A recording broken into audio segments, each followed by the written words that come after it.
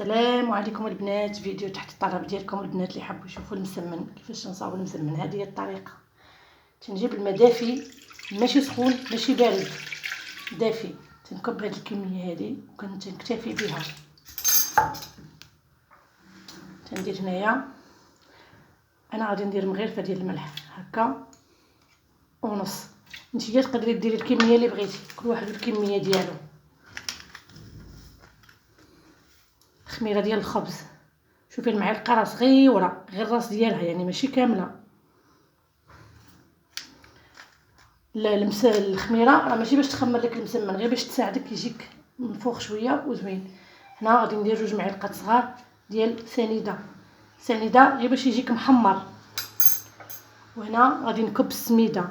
هذا الطحين الاصفر، هذاك الرقيق تيكون جويد جويد جويد جويد، رقيق رقيق يعني. عندي كاس ونص.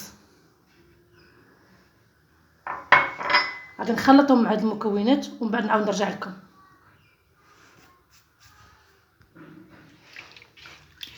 هانتوما البنات هنا كنخلط شويه داك الطحين الاصفر، ديك السميده الرقيقه مع الخميره والسكر بودر هذاك اللي حطيته والملح. ومن بعد نبدا نضيف الدقيق نتاعنا الابيض. هنا عندي 3 ديال الكيسان، يعني من تديري كاس ونص تاع السميد تديري معاه 3 الكيسان ديال الدقيق، نفس الكيسان. البنات انا اختاريت هاد الكيسان حيت راه هنا في جربه موجودين، يعني هنا في تونس موجودين. البنات ممكن يلقاوهم باش يجيك المقادير مضبوطه. ها حطيت 3 ديال الكيسان فرينه وكاس ونص سميد، نفس الكيسان. انا باش ندخل السميد مع الفرينه غادي نخلطهم بالكدا ونرجع لك. ريت هنا باش تبدا تتجمع لك العجينه. كان حسيتي بالعجينه نتاعك قعدت لك شويه يعني ما تجمعتلكش بالكدا، نجمي تزيدي شويه فرينه. انا هوني حسيت ان عجينتي قعدت شويه باش نزيد شويه فرينه، يعني انتو باش يجيوك.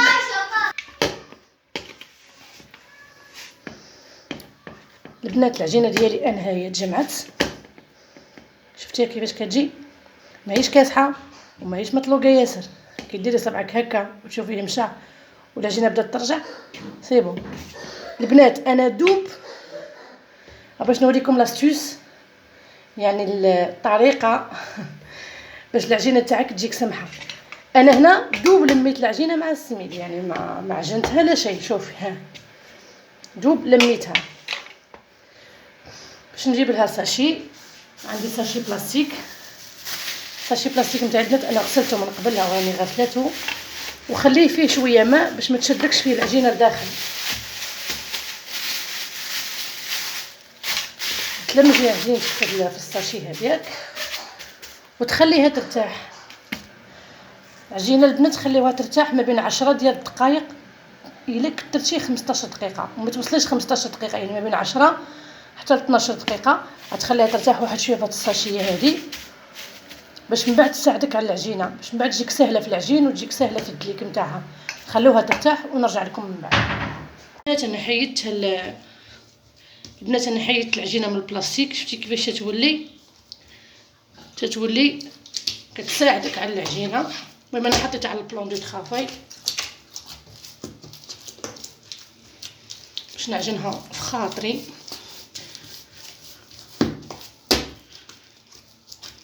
نزيد ديريها تسخن شويه في البلاستيك تطلق تتولي زوينه، تجي سهله في العجين.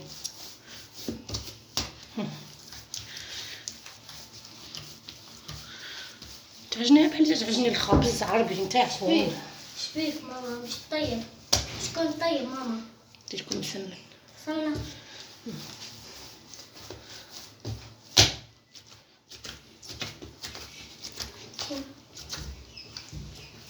عامله فوق باهي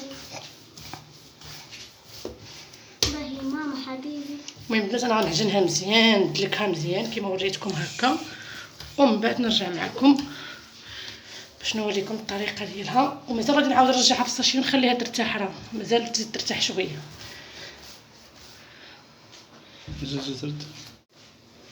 هانتي البنات انا عجنتها.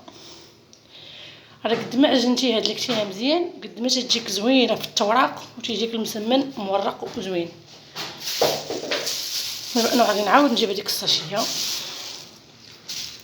وغادي نعاود نديرها فيها هنا لداخل ونخليها ترتاح واحد 10 دقائق واحده اخرى عاوتاني، ومن بعد عاد نجبدها باش نبدا نعملها قريصات صغار وباش نوريكم الطريقه ديال التوراق كيفاش تورقيه. بالنسبه للبنات اللي عايشين هنايا في تونس، اللي عايشين هنا في جربه، وسيرتو الامهات اللي تيقراو مع ولدي في الروض، حيت ديك النهار كان واحد الاجتماع تاع الاولياء ودرنا واحد الكوتي، درنا واحد الكاسكروتي، صاوبنا واحد اللومجه وانا ديت المسمن وعجبهم. قالوا لي عافاك ورينا كيفاش تصاوبيه. هذاك الشيء علاش درت هذا الفيديو مخصص عليهم. غيقولوا لي اين سميده استعملتي اين. ها هي البنات، هذه اللي استعملتها انا، هي اللي عجنت بها، خلطتها هي والفرينه جاني استعملتها هي. استعملت هذه فرينه هذه والسميد هذه اللي درت كاس ونص تاع السميد. وراه هزات ليا البنات، انا وريتكم غير 3 تاع الكيسان تاع الفرينه، ولكن حسيت بالعجينه ديالي بقات شويه مطلوقه، زدت كاس واحد اخر، يعني كاس ونص سميد في 4 كيسان فرينه. فوالا باش يكون عندكم المقدار مضبوط. 4 كيسان فرينه في كاس ونص سميد هما اللي عطات لك العجينه. المهم البنات انا درت كميه صغيره، نتوما على حسب الكميه اللي باغيين. الا عندك الناس بزاف غادي ديري كميه. المهم نفس السميد هذا اللي وريته لكم اللي عجنت به هو اللي غادي ندير منه لداخل في وسط العجينه من نحلها. انا غنوريكم كيفاش. هنا وجدت الزويته ديالي هي، وهنا وجدت السميد. الزيت البنات راه غير باش نعمل به هذوك لي بول باش نصاوب به هذيك الكريسات، اما من بعد غادي نزيد عليه الزبده الدهان. نتوما تقولوا الدهان، غنزيد عليه الدهان من بعد نوريكم كيفاش. البنات هي العجينه ديالي من بعد ما عجنتها كما وريتكم قبيله وعاودت رجعتها في الساشيه ترتاح، نحيت عاود حيتها من الساشيه، جمعتها واحد شويه كتولي هكا. شوفي هانتي هنا راه كيبداو يخرجوا من هذوك البواقات ولا كيفاش يقولوا لهم، كتبدا دير البواقات. يعني هذا ملي كدير لك هكا انا العجينه ديالك راهي ما شاء الله بارفيت. شتي هادو كلهم راهي باش هذه كلها راهي بواقات. شتي هذا ملي كدير لك هكا العجينه ديالك يعني عندك عجينه ما شاء الله رائعه. هكا البنات انا غادي نبدا نصاوبها لكم مع الكريسات ونرجع معكم باش نوريكم. البنات انا الزبده غنستعمل هذه، ابخي نتوما كل واحد يستعمل الزبده اللي بغاها. انا حيت ما بقاتش عندي في الدار عندي، ولكن عندي غير ديال الماكله، ما عنديش ديال الطياب، عندي غير ديال الخبز ديال الفطور صباح. هذاك علاش غادي نستعمل هذه. ابخي نتيا كي تكوني في لي كون سورفاز، يعني اي زبده شفتيها ديال الطياب راه كتجي مزيانه. الدهان تاع الكويسون تاع الكويزين هادشي غادي ندير هاد الدوب. المهم البنات انا المقله اللي كنطيب فيها عندي هذه، عندي الطاجين هذا كنطيب فيه. نتوما كتقولوا الطاجين، عندي الطاجين هذا انا كنطيب فيه. هاد المقله هذه كنطيب فيها انا المسمن، هي اللي معروفه عندنا حنا في المغرب. ولكن الا ما كانتش حاضره عندك في الدار وغادا تشريها من بعد يعني ماشي مشكل، تقدري طيبي في مقله بحال هكا. عرفتي من المقالي هادو هكا تقدري طيبي في مقله هكا ماشي مشكل. المقلات هادو اللي المهم غير ما ديريهمش كعبات كبار، يعني ما ديريهمش حبات كبار باش ما تجيكش. ولا عندك وحده كبيره ديري فيها، الا ما عندكش تقدري تستعيني بها ديال هي كطيبوها. غادي ندير لك وحده انا وغادي ندير لك وحده انا باش نوريك. اما من المستحسن تكون عندك هذه. انا هذه شريتها في بالنسبه للبنات اللي عايشين في جربه، هذه شريتها في سوق الخميس في سوق ليبيا. نتوما تقولوا سوق ليبيا، في سوق ليبيا في سوق الخميس. ولكن راه تيبيعوها هذوك اللي تيبيعوا الاواني وداكشي ديال الطياب 12 ودوك الوحدين راه كيبيعوها، كلهم كيبيعوها، كلهم كاينه عندهم، معروفه هذه راه كتعرفوها. البنات نبداو نصاوبوا الخبيزات ديالنا.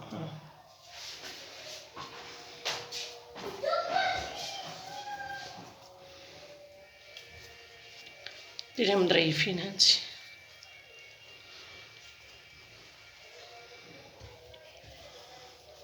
تبغي ديريهم كبار ديريهم كبار، انت على حسب هذيك المقله اللي عندك.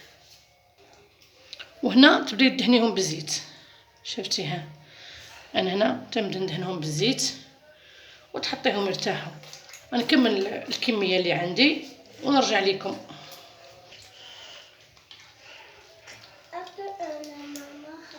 شفتوا العجينه كيفاش قلت لكم البنات؟ شفتوا كيفاش كتبدا تنفخ من الجناب؟ نكمل الكميه هذه ونعاود نوريكم المرحله الجايه.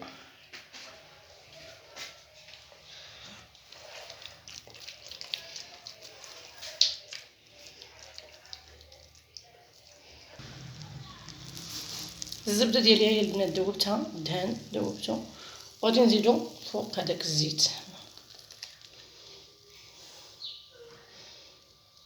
خلطتهم، شفتي خلطت الدهان والزيت. بنات نبداو دابا الخدمه ديالنا.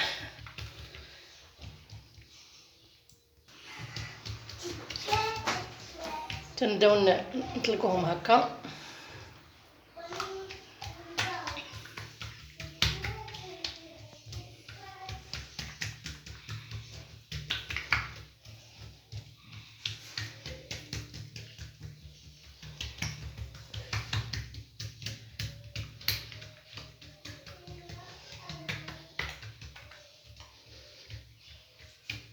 تلقيها مزيان، تساعدي معاها غير بشويه باش ما تقطعلكش. تقطعت شويه راه ماشي مشكل.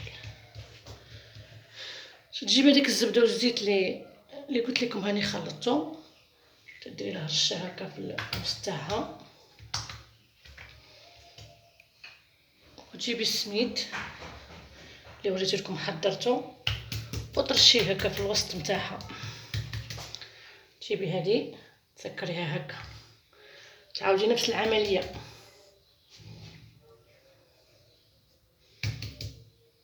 تعاودي تهزي الجهه هذه هكا وتمشي هكا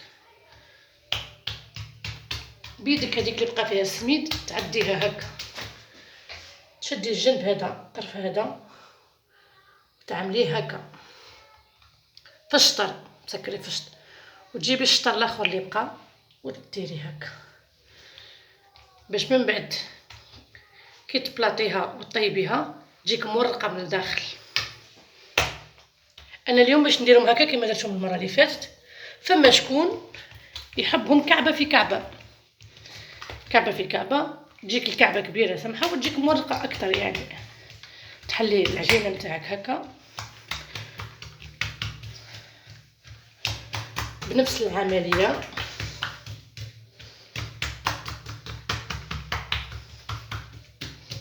تحبي تخليها كعبه واحده وحدها تخليها كعبه وحدها،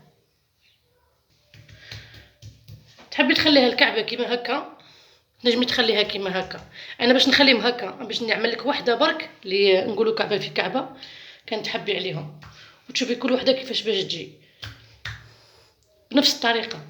دهان وزيت، رشه سميد، وتجيبيها الكعبه الاولى اللي صاوبتيها تحطيها في الوسط وتعاودي لها بنفس الطريقه.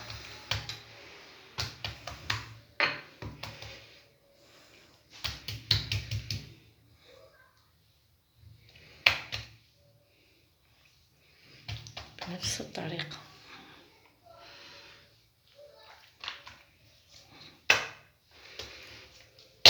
الفرق الوحيد انها باش تجيك كعبه كبيره وتجيك مورقه اكثر. نحطها ترتاح ونمشي بنفس الطريقه تنكملهم الكعبات الكل. انا قلت لك الكعبات هادو مانيش باش نديرهم كعبه في كعبه، باش نخليهم كل واحده بوحدها باش تجي مني كميه كبيره. مي هذيك تجي اكثر وتجيك اكثر مورقه اكثر وتجي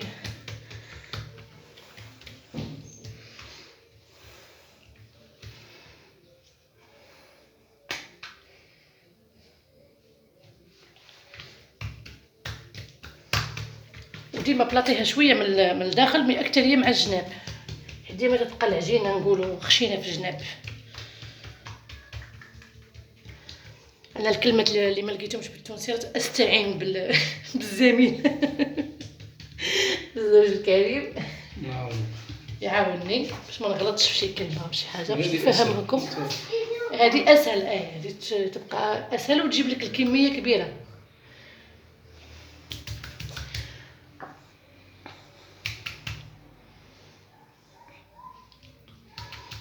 فما الاخر فما سمنة مغربية بآيات مغربية في تونس، في جربة تونسية.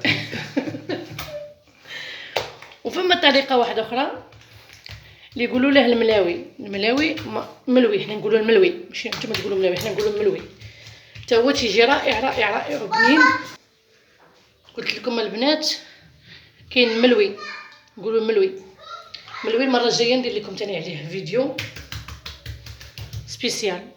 نفس العجينه، كاين حتى شي فرق في العجينه، غير الطويه تاعو مش كيف عنده الطويه نتاعو سبيسيال. انا الكميه هذه اللي عندي غنطريهم كاملين. نزيد معكم واحده اخرى باش نزيدكم معكم كعبه اخرى باش تشوفي بالكدا نفس الطريقه بحال العجينه بالكدا كتاليه على الجناب.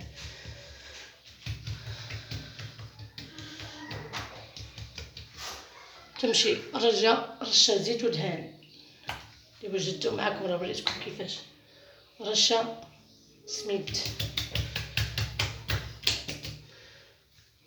جيبي هذه هكا، جيبي الشطر هذا هكا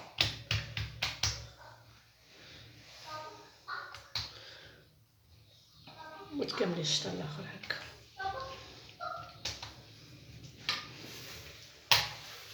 وتكملي تواصلي بنفس الطريقه حتى تكملي الكميه اللي عندك كامله. ومن بعد تبداي طيبي. شفتي المسمن بدا تطلق شويه، نجمي تبداي طيبي وميم طون تكملي في الكميه اللي عندك.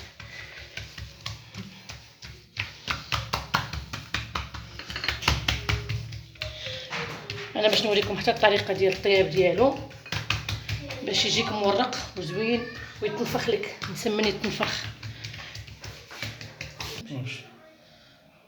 المهم البنات ديروا في المقله ديالكم، كديروا المقله كتسخن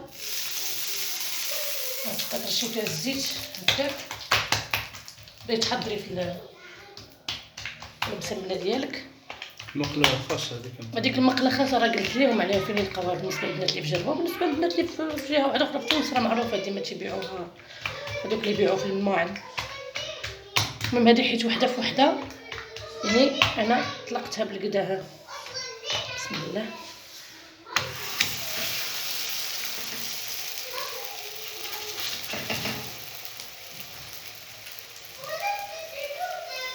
والمسمنه ملي ديريها في المقله ما تخليهاش حتى طيب بزاف من التحت، يعني غير تبدا تشد روحها. انا راه خليتها شويه غير بدات تشد راسها، قلبيها باش تنفخ لك.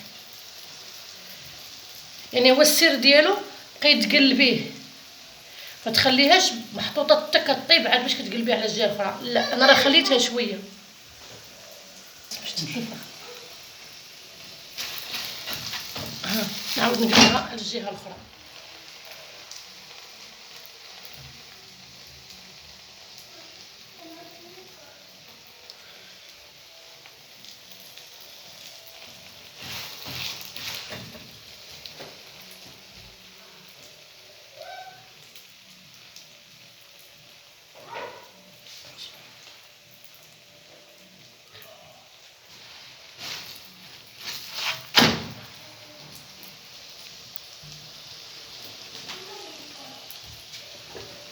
شويه تبدا تنفخ هكا مزيان باش تجي محلوله من الداخل.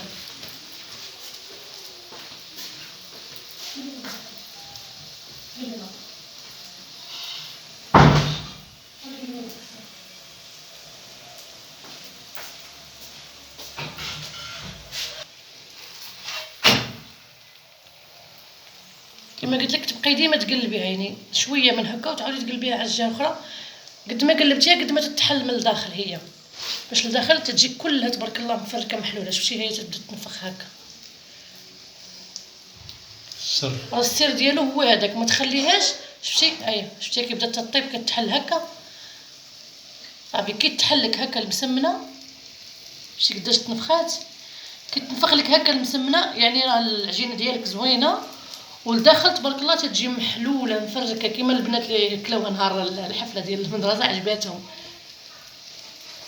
هانتي دابا تعاودي تزيديها على الجهه الاخرى. ملي كتبدا تاخذ هذا اللون هذا ديالها زوين صافي كتعرفي راه بدات كطيب، كتحل كتعرفي راه بدات كطيب صافي. كتحيديها بحال تجي طيب شويه على الجهه الاخرى وتحيديها بحالاتها. والسر ديال اللون هذا البنات اللي كتشوفوه هكا اللون الذهبي زوين هكا غادي لورونجي، راه هو داك السكر اللي درناه في العجينه، دوك جوج مغرفات ديال السكر هو تعطيو هذا اللون الذهبي هذا زوين. والزبده السر ديالها الزبده، يعني مسمن ما فيهش الزبده راه ما تيجيش زوين، راه تيجي محروق ومشوط وما تيجيش فيه ما يتاكل. شتي دابا هذه طايبه، انا غنحطها هنايا. درت لي سويتو درتو من التحت باش يشرب شويه ديك الزبده اللي فيه وداك ويجيك زوين. دابا غادي ندوزو للحبه الاخرى اللي صاوبناها، اللي درناها غير وحده ما درناهاش كعبه في كعبه، درنا غير كعبه واحده. هادشي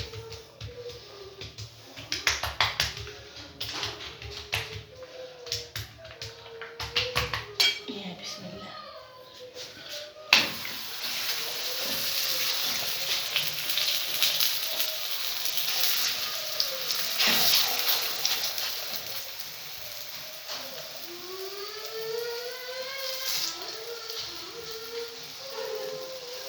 دائما نفس الطريقه، نخليوها شويه ونقلبوها باش تبدا تتنفخ.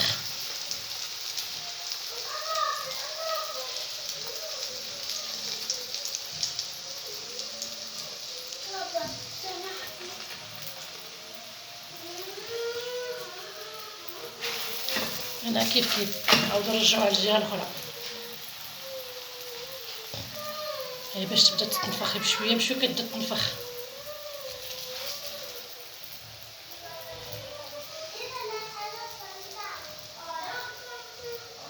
شتي هاي بدات كتنفخ فوالا، بدات تنفخ بشويه. هذاك السميد اللي رشيناه لداخل وديك الزبده اللي رشيناها لداخل داك الدهان اللي رشيناه لداخل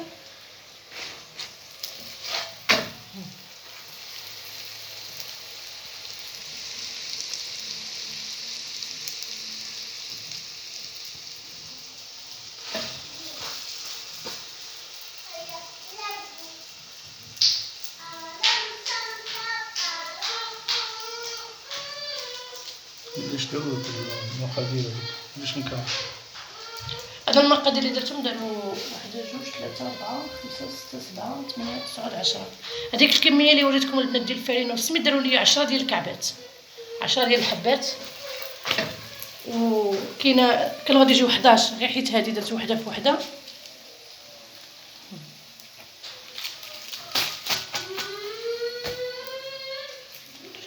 بقى سخونه البنات باش نوريكم. شتي كيجي من الداخل كيفاش كيجي من الداخل، كيجي مورق.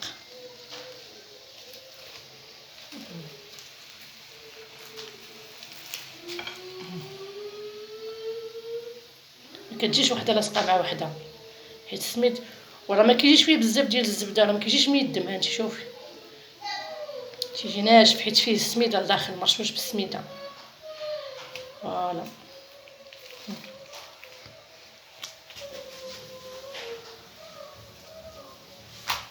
دابا غادي نكمل نطيبهم كاملين ومن بعد نوريكم الشكل النهائي ديالهم. هذه حتى هي طابت.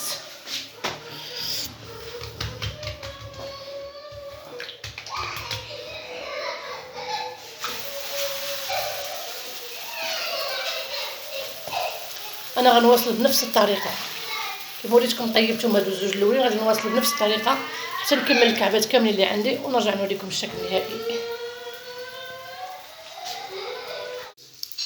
المهم الصديقات العزيزات البنات الغزالات، ها واخا شي مسيبنات ديالنا كامله هما هادو كيجيو بهاد الطريقه هانتي، والداخل راه كيجي ما شاء الله مورق. طريقه سهله سهله سهله سهله للمبتدئين ولا البنات